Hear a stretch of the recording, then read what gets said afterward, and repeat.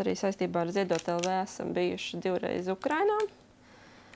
Un tur ir Truskavets. Ļoti daudz mammas tur brauc arī no Latvijas, vienmēr satiekam kādu.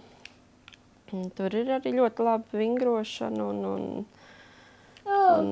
visas procedūras. Tur ir masāža ļoti laba, kas stundu ilgst, kuras laikā nāk dakteris un tā kā zīmolīti noteiktos punktos iedur. Tad tur ir vingrošana ļoti laba, kur principā tas kurs ir 2 nedēļas vai 10 dienas. Es neatceros, kur katra nodarbība, kaut kas savādāks ir.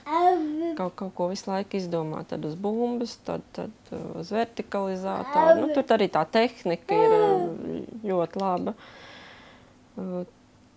Tad gaismas terapija tur ir. Tad velotrenažieris. Jā.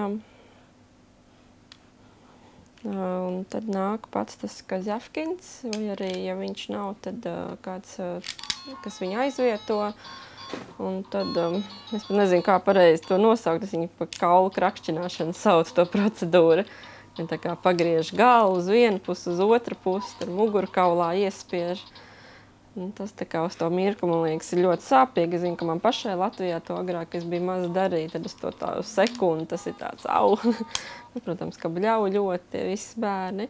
Bet tas ir īstenībā ļoti ātri, tur pāris galvas vienu uz otru pusi, tur viena roka, otra roka, mugurkauls, gūža laikam, un tad jau viss.